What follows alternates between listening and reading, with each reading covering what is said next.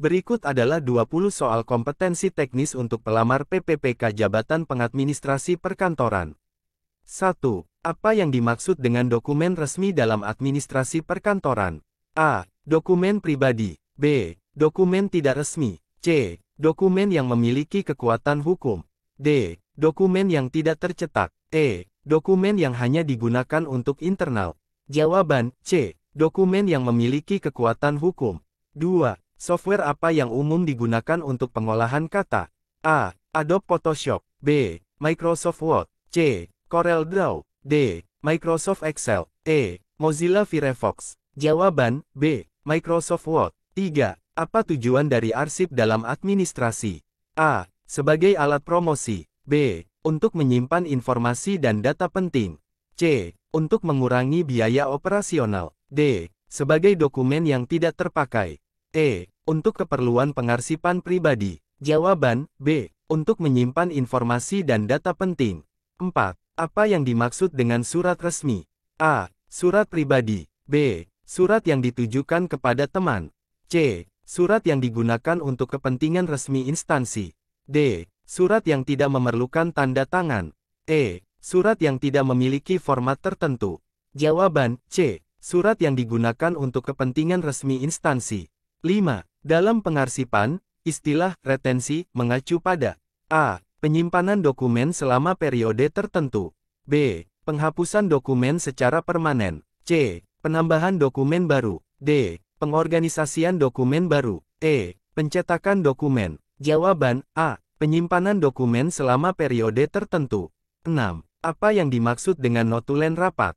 A. Ringkasan hasil rapat. B. Dokumen pribadi. C. Agenda rapat. D. Laporan keuangan. E. Surat keputusan. Jawaban A. Ringkasan hasil rapat. 7.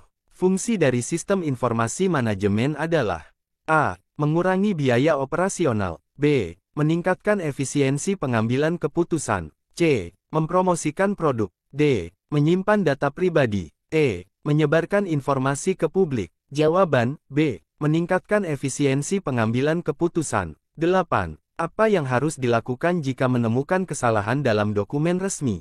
A. Mengabaikan kesalahan. B. Mengubahnya tanpa pemberitahuan. C. Melaporkan kepada atasan dan melakukan perbaikan. D. Membuang dokumen tersebut. E. Menyimpan kesalahan tersebut. Jawaban C. Melaporkan kepada atasan dan melakukan perbaikan. 9. Software apa yang biasanya digunakan untuk membuat presentasi? A. Microsoft Word. B. Microsoft PowerPoint. C. Microsoft Excel. D. Adobe Acrobat. E. Notepad. Jawaban B. Microsoft PowerPoint. 10. Apa tujuan dari pengaturan jadwal kerja? A. Meningkatkan biaya operasional. B. Mengurangi produktivitas. C. Memudahkan koordinasi dan efisiensi kerja.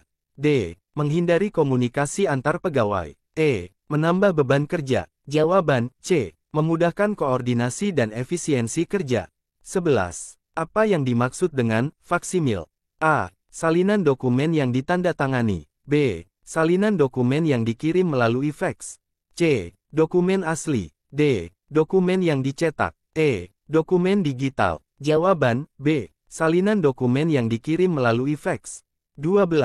Ketika menyusun laporan, bagian mana yang harus ada di awal? A. Kesimpulan. B. Pendahuluan. C. Daftar pustaka. D. Lampiran. E. Ringkasan. Jawaban B. Pendahuluan. 13. Apa itu pengolahan data? A. Proses mengubah data mentah menjadi informasi yang berguna. B. Penyimpanan data tanpa pengolahan. C. Proses mencetak data. D. Penghapusan data yang tidak diperlukan. E. Pengorganisasian data di komputer. Jawaban A. Proses mengubah data mentah menjadi informasi yang berguna. 14. Apa langkah pertama yang harus dilakukan saat menerima surat? A. Membuangnya. B. Membaca dan memeriksa isi surat. C. Mengarsipkan langsung. D. Mengirimkan kepada orang lain. E. Mengubah isi surat. Jawaban B. Membaca dan memeriksa isi surat. 15. Dalam konteks administrasi, apa itu prosedur? A. Langkah-langkah yang diambil dalam suatu proses. B. Dokumen yang tidak perlu diikuti. C. Keputusan yang diambil secara mendadak. D. Data yang tidak terorganisir. E. Informasi pribadi pegawai. Jawaban A. Langkah-langkah yang diambil dalam suatu proses. 16. Apa yang dimaksud dengan daftar hadir? A. Laporan keuangan. B. Bukti kehadiran peserta dalam suatu acara. C. Daftar produk yang dijual. D. Dokumen pribadi. E. Agenda rapat. Jawaban B. Bukti kehadiran peserta dalam suatu acara. 17. Apa manfaat dari penggunaan email dalam administrasi perkantoran? A. Mengurangi interaksi manusia. B. Mempermudah komunikasi dan pengiriman informasi. C. Menghabiskan waktu. D. Menambah biaya operasional. E. Mengurangi kecepatan komunikasi. Jawaban B. Mempermudah komunikasi dan pengiriman informasi. 18. Apa yang sebaiknya dilakukan saat menyusun dokumen? A. Mengabaikan format. B. Menggunakan tata bahasa yang baik dan benar. C. Menggunakan warna yang mencolok. D. Menulis dengan tangan. E. Menghindari penggunaan header dan footer. Jawaban B. Menggunakan tata bahasa yang baik dan benar. 19. Apa arti dari komunikasi formal? A. Komunikasi yang tidak terstruktur. B. Komunikasi yang dilakukan dalam konteks resmi. C. Komunikasi antar teman. D. Komunikasi yang tidak memerlukan dokumentasi. E. Komunikasi yang dilakukan secara lisan. Jawaban B. Komunikasi yang dilakukan dalam konteks resmi. 20. Apa yang perlu diperhatikan saat membuat surat resmi? A. Menyertakan banyak gambar. B. Menggunakan bahasa santai. C. Mengikuti format dan tata bahasa yang sesuai.